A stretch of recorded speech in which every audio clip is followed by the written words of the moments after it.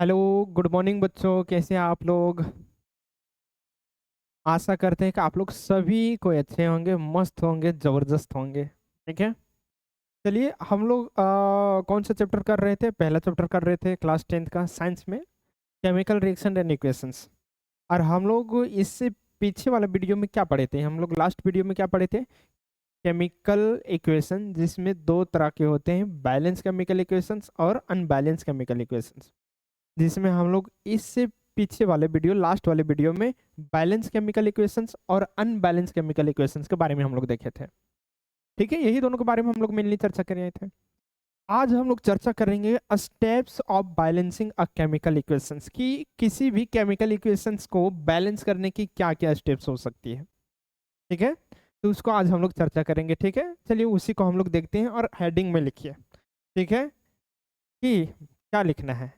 Steps of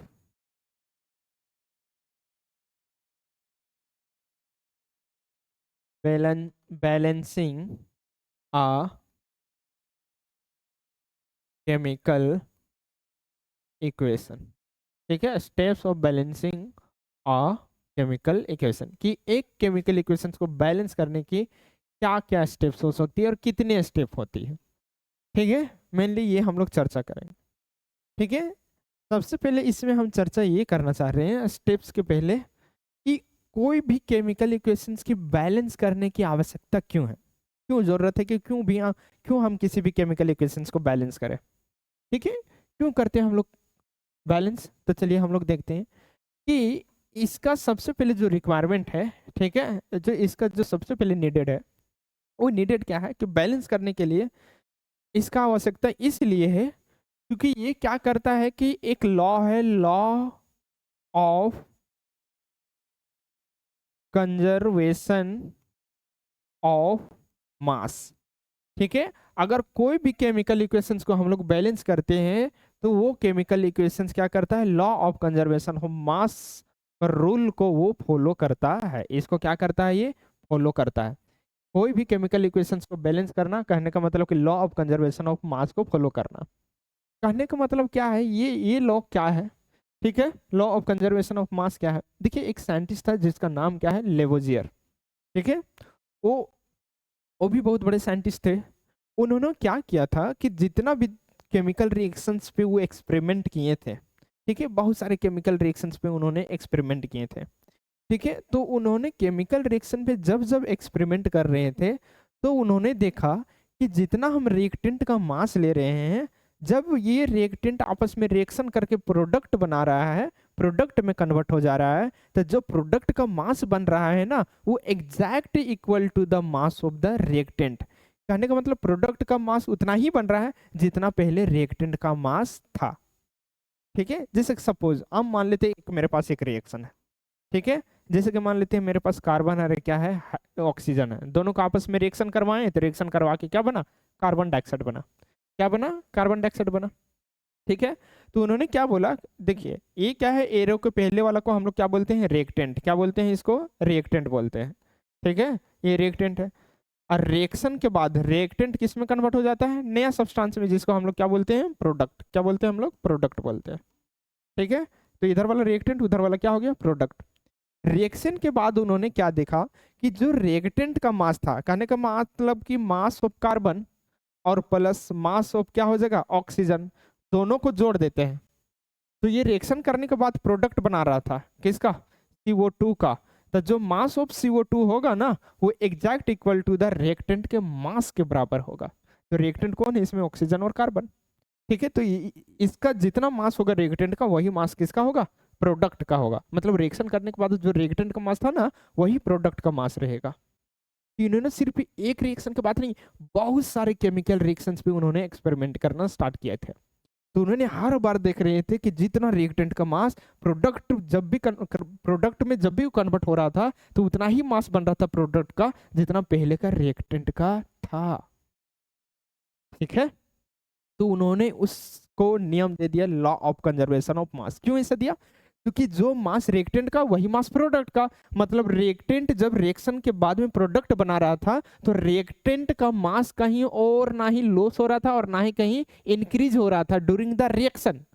reaction करने के दरमियान में ना इसका मास लॉस हो रहा था ना इसका मास इंक्रीज हो रहा था, इसका मास रिमेन द सेम। इसका मास प्रोडक्ट बनने के बाद भी वही मास बच जाता था।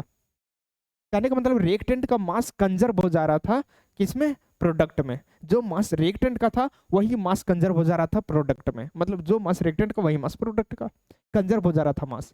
नथिंग ही मास का लॉस हो रहा था और ना ही मास का यहाँ पे इंक्रीज हो रहा था। मतलब मास दोनों जगह क्या हो जा रहा था, कंजर्व हो जा रहा था। ठीक है, तो इन्होंने इस लॉ का नाम दे दिया law of conservation of mass.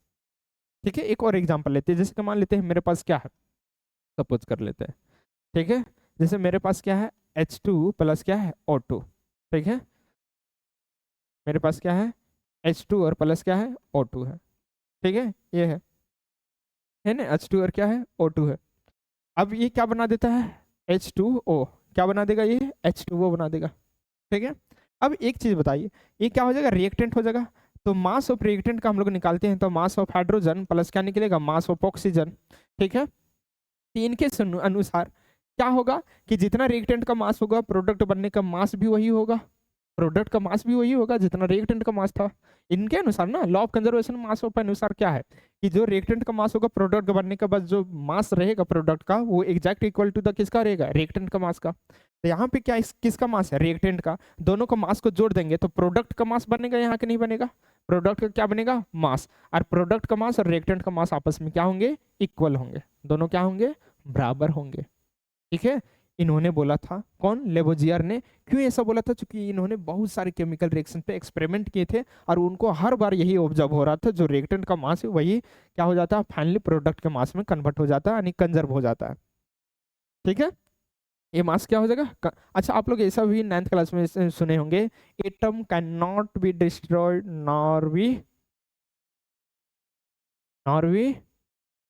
Created.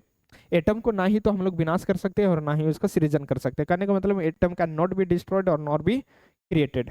ठीक है, तो एक चीज बताइए, ड्यूरिंग द रिएक्शन में क्या हो रहा है कि यहाँ पे कितने एटम्स हैं बता तो। इसमें हाइड्रोजन का कितने एटम है, 2, और इधर 2 हाइड्रोजन का एटम है। ठीक है, और इधर 2 ऑक्सीजन के एटम है। तो टोटल इधर ऑक्सीजन का मतलब टोटल एटम कितने, इधर 4 एटम है। ठीक है, 2 किसका है, हाइड्रोजन का, और 2 किसका है, ऑक्सीजन का। ठीक है, रिएक्शन करने के बाद जो प्रोडक्ट बनाए हैं इसमें कितने एटम है, 2 हाइड्रोजन का है और ये किसका है, ऑक्सीजन का। ठीक है, तो टोटल एटम कितने हो गए, 3 एटम।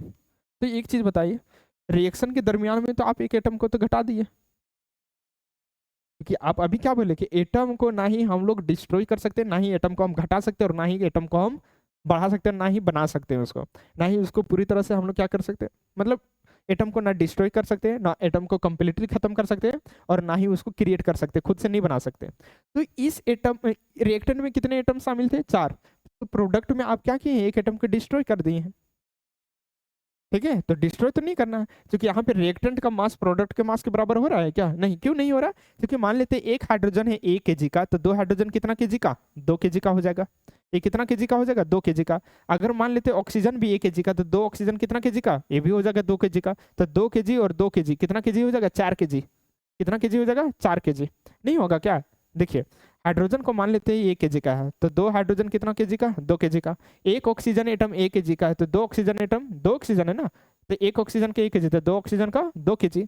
तो रिएक्टेंट के साइड में देखिए टोटल मास कितना है, 4 kg का। तो प्रोडक्ट बनना है, रिएक्शन करने के बाद जब प्रोडक्ट बनना है तो इधर भी 4 kg का बनना चाहिए। तो इधर कितना kg का है, देखिए तो इधर कितना है, हाइड्रोजन, हाइड्रोजन कितना kg माने, 1 kg, तो 2 हाइड्रोजन का 2 kg।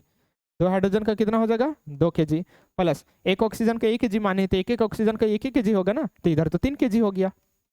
तो यहाँ पे रिएक्टेंट का मास और प्रोडक्ट का मास बराबर है क्या, नहीं हो रहा है ना। लेकिन ये तो केमिकल रिएक्शन में बराबर होता है कि जितना रिएक्टेंट का मास होगा वही प्रोडक्ट का मास होगा। ठीक है, ये रिएक्शंस में हमेशा बराबर होगा, रिएक्टेंट का mass equal to the product का मास। ठीक है, दोनों क्या होगा, बराबर होगा। तो हम लोग उसको फॉलो करते हैं, इसीलिए इसको हम लोग क्या करते हैं, बैलेंस करते हैं कि रिएक्शन में दोनों का रिएक्टेंट का मास क्या होता है, बराबर होता है रिएक्शन में। ठीक है, कंप्लीट जब ये रिएक्शन करके प्रोडक्ट बना देगा तो प्रोडक्ट का वही मास होगा जितना कि पहले वाले रिएक्टेंट का था। तो यहाँ तो मास तो अलग अलग हो गया है। 3 kg और ये क्या हो गया 4 kg। इसलिए हम लोग क्या करते हैं कि दोनों को मास को बराबर करने के लिए हम लोग बैलेंस करते हैं, ताकि हम लोग law of conservation of mass को क्या कर सकते हैं, फॉलो। दुनिया में जितने भी रिएक्शंस होते हैं ना, सभी लोग law of conservation of mass को फॉलो करते हैं, क्योंकि दुनिया में जितने भी रिएक्शन है, तो जो रिएक्टेंट का मास होगा ना, तो रिएक्शन करने के बाद, यार रिएक्शन कंप्लीट होने के बाद जो प्रोडक्ट बनेगा ना, तो प्रोडक्ट को वही मास होगा जो पहले वाले रिएक्टेंट का मास था।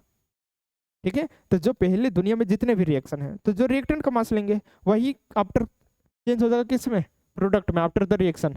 तो वो जो प्रोडक्ट का मास होगा इक्वल टू किसके मास होगा, रिएक्टेंट का मास होगा। ठीक है, तो इसी को हम लोग क्या बोलते हैं, law of conservation of mass. ठीक है, तो यहाँ पे लॉ ऑफ, बताइए इस रिएक्शन में law of conservation of mass को फॉलो हो रहा है क्या। Law of conservation of mass क्या बोल रहा है, जो रिएक्टेंट का मास होगा, रिएक्शन करने के बाद जो प्रोडक्ट बनेगा, तो प्रोडक्ट का वही मास होना चाहिए जो पहले वाले रिएक्टेंट का था। तो सपोज कर लेते हैं कि रिएक्टेंट का मास कितना है यहाँ पे, एक का हाइड्रोजन का माने थे 1 kg, ऑक्सीजन का भी 1 kg, तो टोटल मिलाकर कितना 4 kg, तो इधर भी कितना होना चाहिए 4 kg। तो 4 kg है क्या, नहीं है, तो इसीलिए हम लोग बराबर करते हैं कि इधर भी 4 kg लाना है प्रोडक्ट में। ठीक है, तो इसको हम लोग क्या करते हैं, बैलेंस करते हैं। तो ऐसे भी नहीं, तो जितना एटम इधर होना चाहिए उतना ही एटम प्रोडक्ट के साथ भी होना चाहिए। तो इधर कितने एटम से 3, इधर कितने एटम से 4 एटम है, 2 हाइड्रोजन का और 2 किसका है, ऑक्सीजन का, और इधर 2 हाइड्रोजन का 1 ऑक्सीजन का, तो 3 एटम है। तो हम लोग एटम की संख्या को भी बराबर करेंगे। ठीक है, एटम की संख्या को क्या करेंगे, बराबर करेंगे। ठीक है, एटम की संख्या कैसे बराबर करेंगे, 2 हाइड्रोजन, तो इधर भी कितना हाइड्रोजन है, 2 हाइड्रोजन, इधर 2 ऑक्सीजन, तो इधर कितना ऑक्सीजन, 1, तो इसके आगे हम लोग 2 से क्या करेंगे, मल्टीप्लाई करेंगे। तो ये जो हो जाएगा मल्टीप्लाई किसके साथ, ऑक्सीजन के साथ, 2 तो हो गया, लेकिन साथ ही साथ ये हाइड्रोजन के साथ भी मल्टीप्लाई हो जाएगा। ये ना सिर्फ ऑक्सीजन के साथ मल्टीप्लाई कर रहा है, ये हाइड्रोजन के साथ भी मल्टीप्लाई कर रहा है। कहने का मतलब हाइड्रोजन की संख्या कितनी बढ़ गई अब, 4। ऑक्सीजन को तो बराबर कर दिया, लेकिन हाइड्रोजन को बढ़ा दिया, 2 2 जा कितना कर दिया 4, जबकि इधर कितना है 2। तो हम लोग इधर भी बैलेंस करेंगे, 2 2 जा कितना हो गया 4। अब ये जो इक्वेशंस हो गया वो क्या हो गया, बैलेंस हो गया। और यही chemical equations law of conservation of mass को क्या कर रही है, फॉलो कर रहा है। ठीक है, फॉलो कर रहा है, क्योंकि इसका मास निकालेंगे, इसका मास का क्या हो जाएगा, बराबर होगा। कैसे, यहाँ पे 2 2 जा 4, तो हाइड्रोजन की एटम की संख्या कितनी है 4, हाइड्रोजन की एटम की संख्या 4, ऑक्सीजन की एटम की संख्या कितनी है 2, और इधर भी कितनी है 2 2 जा 4, हाइड्रोजन की एटम की संख्या कितनी है 4, और ऑक्सीजन की एटम की संख्या कितनी है 2। देखिए तो बराबर हुआ कि नहीं, 4 हाइड्रोजन 2 ऑक्सीजन, बराबर हो गया। अगर 1 ऑक्सीजन 1 kg का, तो 2 ऑक्सीजन 2 kg का, और ये भी 1 kg का था, इधर 4 kg का, तो 4 और 2 6 kg, इधर भी 6 kg, मतलब दोनों साइड क्या हो गया, रिएक्टेंट का मास और प्रोडक्ट का मास क्या हो गया, आपस में बराबर हो गया। ठीक है, तो हम लोग दोनों को मास को बराबर करते हैं, ताकि ये law of conservation of mass को क्या करता है, फॉलो। इसलिए हम लोग किसी भी केमिकल इक्वेशंस को बैलेंस करते हैं। ठीक है, बैलेंस करना इसलिए जरूरी है क्योंकि law of conservation of mass को क्या कर सके, फॉलो कर सके। और दुनिया में जितने भी केमिकल रिएक्शंस होते हैं सभी law of conservation of mass को फॉलो करते हैं, जितना रिएक्टेंट का मास होगा वही प्रोडक्ट का मास होगा। ठीक है, ठीक है, तो हम लोग चलते हैं। अब नेक्स्ट टॉपिक क्या है, हम लोग स्टेप्स पढ़ने वाले थे ना, steps of balancing of chemical equations, कि हम लोग बैलेंस करने की उसकी क्या क्या स्टेप्स होती हैं। तो ठीक है, तो हम लोग पहले लिखते हैं उसका हेडिंग को, ठीक है ना, कि लिखिए steps of balancing a chemical equation. ठीक है, चलिए हम लोग बैलेंसिंग करते हैं। ठीक है ना, पहले हम लोग स्टेप नंबर 1 में करते हैं।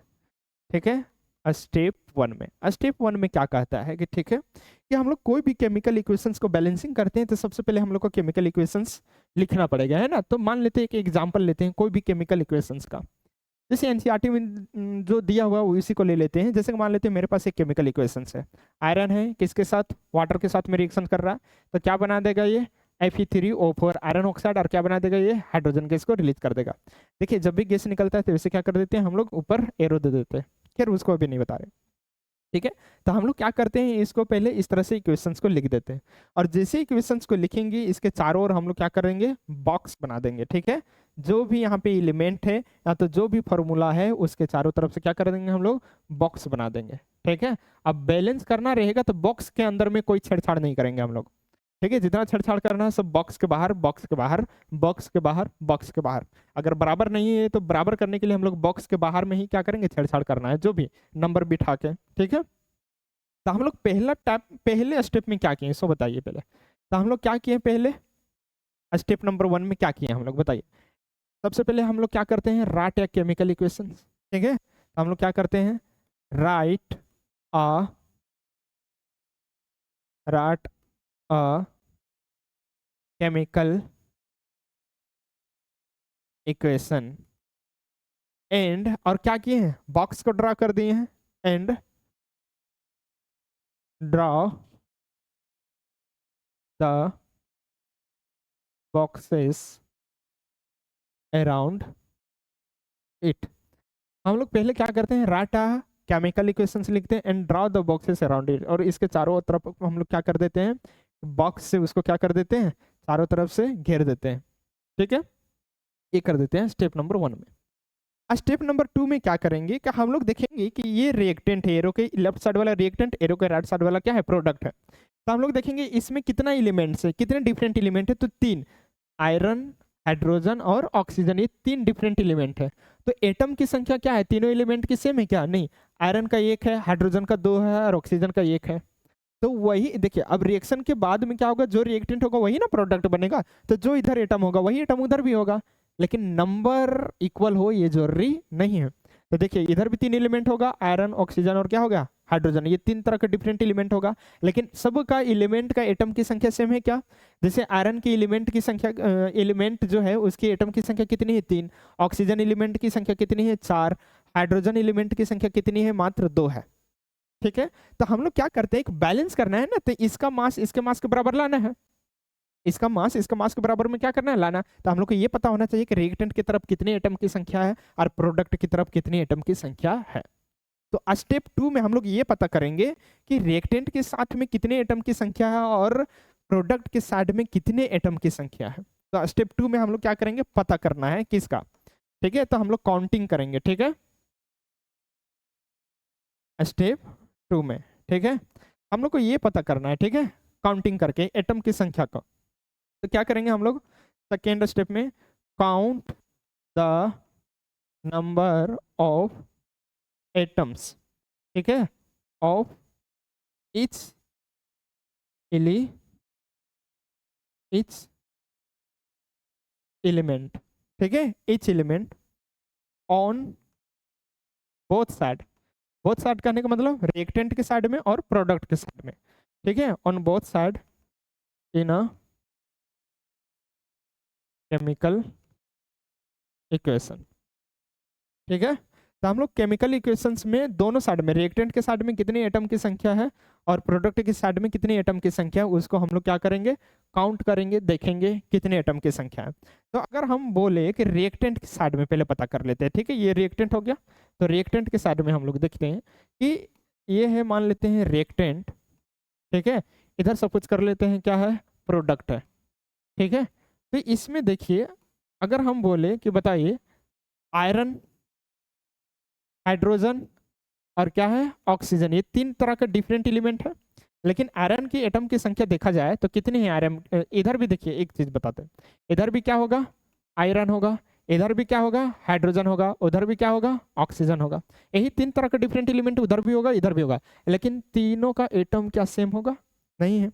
देखिए गिन के, अब बताइए रिएक्टेंट की तरफ आयरन की एटम की संख्या कितनी है, एक, एक ही है ना, और रिएक्टेंट की तरफ हाइड्रोजन की संख्या कितनी है, 2, रिएक्टेंट की तरफ ऑक्सीजन की संख्या कितनी है, 1, ठीक है, प्रोडक्ट की तरफ आयरन की संख्या कितनी है, 3, प्रोडक्ट की तरफ हाइड्रोजन की संख्या कितनी है, 2, प्रोडक्ट की तरफ ऑक्सीजन की संख्या कितनी है, ऑक्सीजन एटम की संख्या कितनी है, 4। तो देखिए बराबर है क्या, बराबर नहीं है।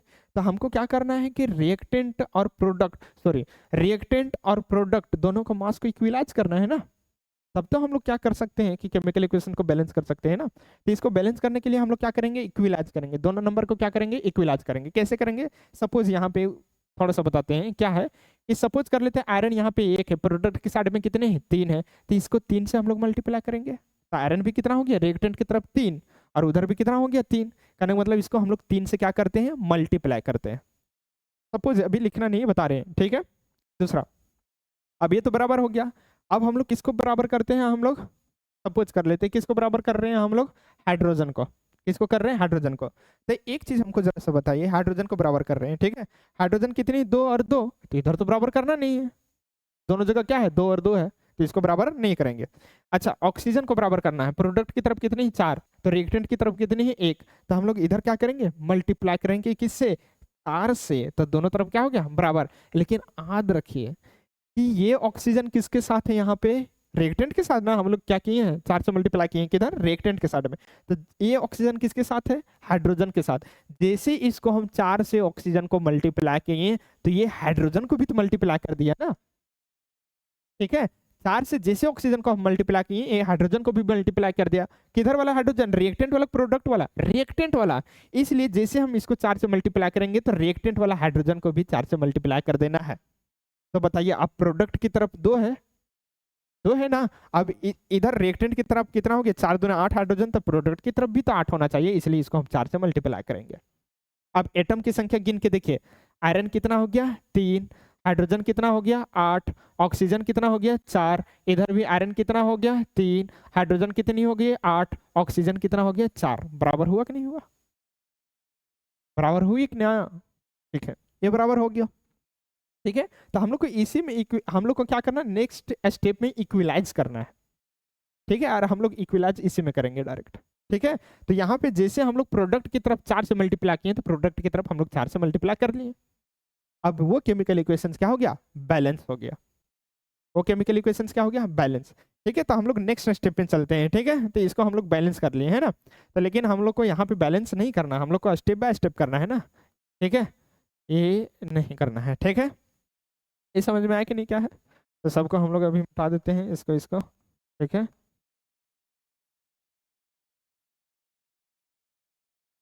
चलिए हम लोग नेक्स्ट स्टेप की तरफ मूव करते हैं, ठीक है। हम लोग को क्या करना है, अब इक्विलाइज करना है, थर्ड स्टेप में क्या करना है, इक्विलाइज करना है, ये अलग अलग एटम की संख्या है, रिएक्टेंट की तरफ, प्रोडक्ट की तरफ, अब इसको इक्विलाइज करेंगे, इक्विलाइज मतलब दोनों को बराबर हम लोग करेंगे, ठीक है। स्टेप नंबर किस में जाएंगे, 3 में चलेंगे, ठीक है, स्टेप्स 3 में, तो हम लोग क्या करेंगे, equalise the number of atoms of each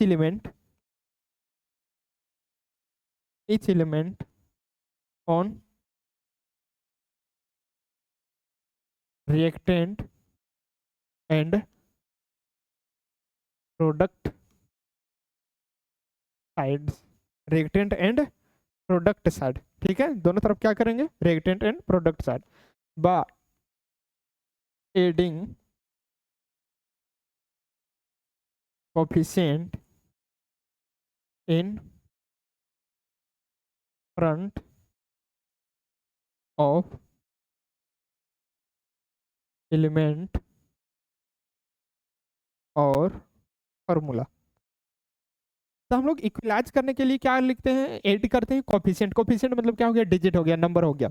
जो ये फार्मूला है ना, ये फार्मूला के आगे में हम लोग क्या किए थे, अभी बैलेंस करने के लिए अभी क्या किए थे, यहाँ पे 3 लिखे थे, यहाँ पे 4 लिखे थे, तो उसी को कोफिशिएंट बोला जाता है। जो फार्मूला के आगे में जो हम लोग डिजिट लिख करके बैलेंस करने का काम करते हैं, उसी नंबर को हम लोग क्या बोलते हैं, कोफिशिएंट बोलते हैं। क्या बोलते हैं, कोफिशिएंट। जैसे अभी लिखे थे ना कुछ देर पहले, यहाँ पे कितना सा बैलेंस किए थे हम लोग, बताइए। यहाँ 3 लिखे थे, यहाँ 4 लिखे थे, और यहाँ कितना था, 4 लिखे थे। तो जो फार्मूला के आगे, जो एलिमेंट के आगे, एलिमेंट हो सकता है या तो फार्मूला के आगे जो हम लोग नंबर दिखाते हैं बैलेंस करने के लिए, इसी नंबर को हम लोग क्या बोलते हैं, कोफिशिएंट बोलते हैं।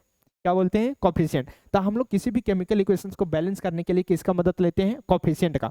कोफिशिएंट को दोनों तरफ से हम लोग क्या करते हैं, ऐड करते हैं, कहने का मतलब मल्टीप्लाई करते हैं, ठीक है। और ये कोफिशिएंट कहाँ लिखा जाता है, किसी भी फार्मूला के आगे, किसी भी फार्मूला के आगे, किसी भी एलिमेंट के आगे, जहां पे जरूरत पड़ता है उसको बैलेंस करने के लिए, उसके फार्मूला के आगे उसको क्या किया जाता है, लिखा जाता है। तब दोनों तरफ से हम लोग क्या कर लेते हैं, इक्विलाइज कर लेते हैं, ठीक है। तो इसी थर्ड स्टेप में वही चीज लिखा गया है। क्या लिखा गया है, सबसे पहले इसको हम लोग मिटा लेते हैं, ठीक है, ये हो गया, ठीक है ना।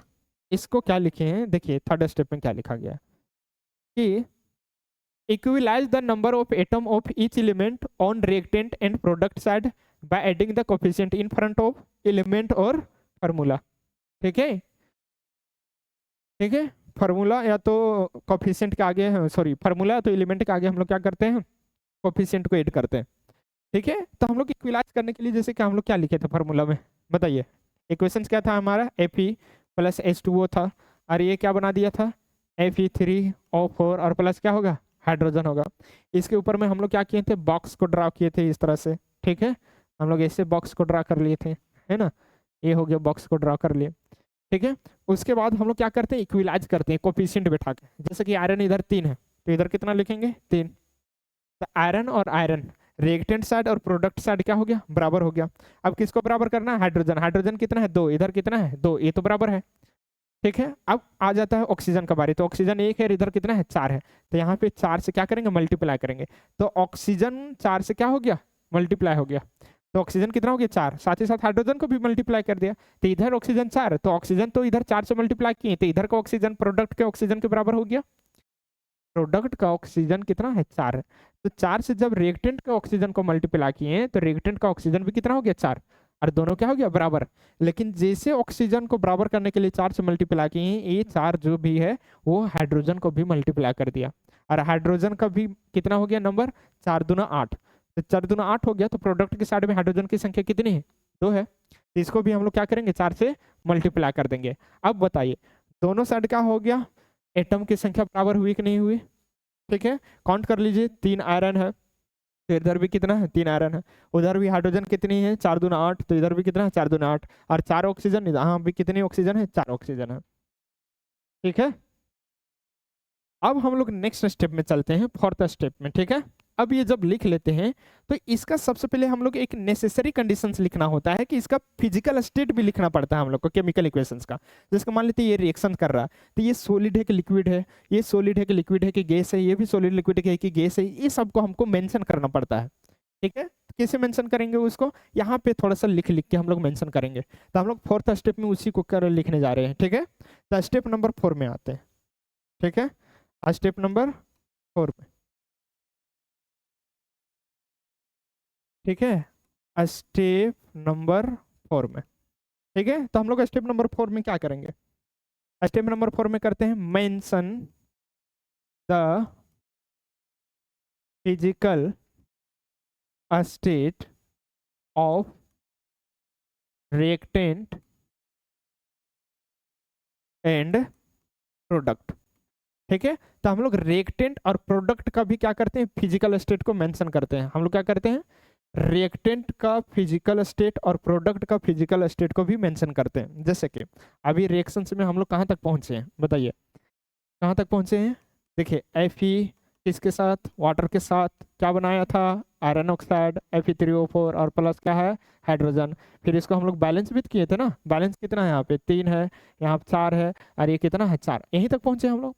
अब इसका फिजिकल स्टेट को हम लोग क्या करेंगे, मेंशन करेंगे। फिजिकल स्टेट क्या है, देखिए आयरन हमारा सॉलिड है, तो यहाँ पे S लिखेंगे, इसके नीचे लिखेंगे हम लोग, ये सॉलिड हो गया, ये क्या है, लिक्विड, तो इसको L से डिनोट करते हैं। ये भी आयरन ऑक्साइड क्या बनता है, एक बुरादा बनता है, ठीक है, तो ये भी क्या है, हमारा सॉलिड है, और ये हाइड्रोजन क्या है, एक गैस है, ठीक है, ये क्या है, गैस है।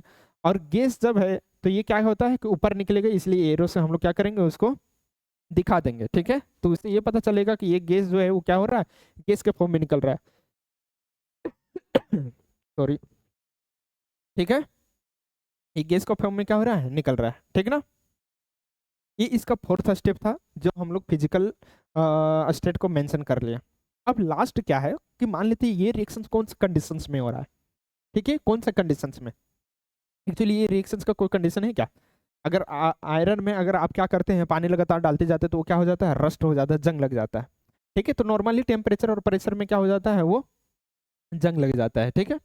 तो अगर हम इसको ये रूम टेम्परेचर पे और क्या हो रहा है, वो ये हमारे एटमॉस्फेरिक प्रेशर में और रूम टेम्परेचर में रिएक्शंस होते हैं, ठीक है। तो जनरली जिसमें कंडीशन का रिक्वायरमेंट होता है कि कोई भी रिएक्शन किस कंडीशंस में रिएक्शन करता है, ज़्यादा टेम्परेचर देने पे कि कम टेम्परेचर पे होता है, कोई ज़्यादा प्रेशर देने पे भी रिएक्शंस कर जाता है, किसी में कैटलिस्ट ऐड करने पे रिएक्शंस होने लगता है, ठीक है। तो ये जो रिक्वायरमेंट कंडीशंस होता है ना, यहाँ पे लिखा जाता है, ठीक है, यहाँ पे क्या किया जाता है, उसको मेंशन किया जाता है, इससे ये डिनोट करता है कि ये जो रिएक्शंस हो रहा है वो किस कंडीशंस में हो रहा है, ठीक है। तो हम लोग लास्ट स्टेप में वो इसी को चर्चा करेंगे, क्या चर्चा करेंगे लास्ट स्टेप में, स्टेप नंबर 5, ठीक है, स्टेप नंबर हम लोग 5 में देखेंगे, ठीक है। स्टेप नंबर 5 में क्या है, सॉरी यहाँ पे 4 लिखा गया है ना।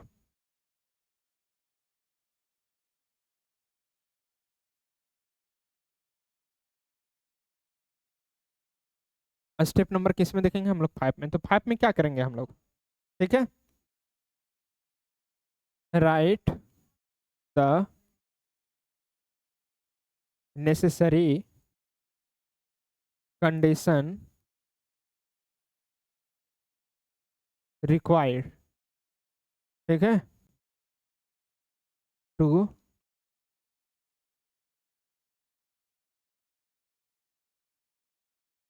Require to fight to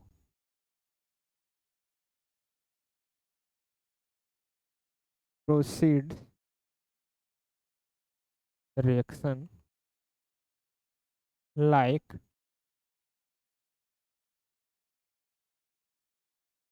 temperature,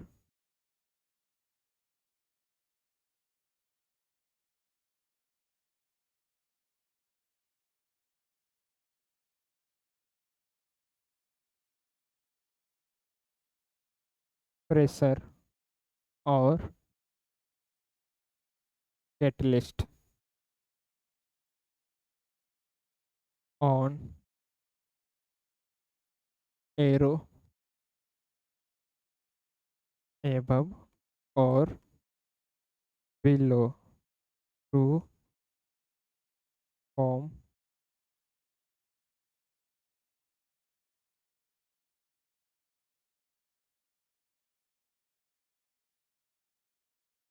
informative chemical equation। देखिए लास्ट कंडीशन में क्या बोला है कि जो नेसेसरी कंडीशंस होगा रिएक्शन करने के लिए, जो कंडीशंस होगा नेसेसरी, ठीक है, होने के लिए, चाहे वो टेम्परेचर हो, चाहे वो प्रेशर हो, चाहे वो कैटलिस्ट हो, ठीक है। सपोज कर लेते हैं कि यही रिएक्शंस को, ठीक है, Fe+H2O और क्या है कि Fe3O4 और +H2, सपोज कर लेते हैं कि ये जो रिएक्शंस हैं, ठीक है, एक कैटलिस्ट को डालने पर रिएक्शन करता है। तो यहाँ पे क्या लिखना पड़ेगा हम लोग को? कैटलिस्ट। क्या लिखना पड़ेगा? कैटलिस्ट। और ये तो फिजिकल स्टेट तो लिखा हुआ है कि नहीं? ये सॉलिड है और ये क्या है? गैस है। तो ये जो रिएक्शंस हुआ ये क्या हो जाता है? मोर इन्फॉर्मेटिव होता है। ऐसा लिखने से क्या हो जाता है कि ये रिएक्शंस को देख के आपको पता चल जाता है और इस केमिकल इक्वेशन से आपको ज्यादा इन्फॉर्मेशन मिल जाता है। क्या इन्फॉर्मेशन जाता है? कि कैटलिस्ट के प्रेजेंस में हो रहा है, ये सॉलिड है, वो गैस निकल रहा है, यहाँ पे लिक्विड है और सॉलिड के साथ में रिएक्शंस हो रहा है। तो ऐसा रिएक्शंस क्या हो जाता है? बहुत ही इनफॉर्मेटिव हो जाता है। मतलब ऐसे केमिकल इक्वेशन से हम लोग को ज्यादा इन्फॉर्मेशन प्राप्त होने लगते हैं, ठीक है। तो इस तरह से आप केमिकल इक्वेशंस को लिख देते हैं तो क्या जाता है? आपका केमिकल इक्वेशन मोर इन्फॉर्मेटिव हो जाता है। और यही वाला लास्ट पॉइंट था कि जिस कंडीशंस में लिखा जाता है कैटलिस्ट है, चाहे वो प्रेशर है, चाहे वो आपका टेम्परेचर है, उसको एरो के ऊपर या तो एरो के नीचे लिख करके आप क्या कीजिए? उसको दर्शाइए। इस तरह से आपका केमिकल इक्वेशन मोर इन्फॉर्मेटिव हो जाता है, ठीक है। तो आपका खत्म हो गया है स्टेप्स बैलेंसिंग केमिकल इक्वेशंस को कैसे लिखा जाता है सो, ठीक है। हम लोग कल चर्चा करेंगे कि केमिकल इक्वेशंस को कैसे बैलेंस करते हैं, ठीक है। तो हम लोग कुछ केमिकल इक्वेशंस को बैलेंस करना भी सीखेंगे और कुछ को के हम लोग बैलेंस भी करेंगे, ठीक है। तो आज के लिए इतना ही, ठीक है। मिलते हैं नेक्स्ट वीडियो में लिए, तब तक के लिए बाय, ठीक है।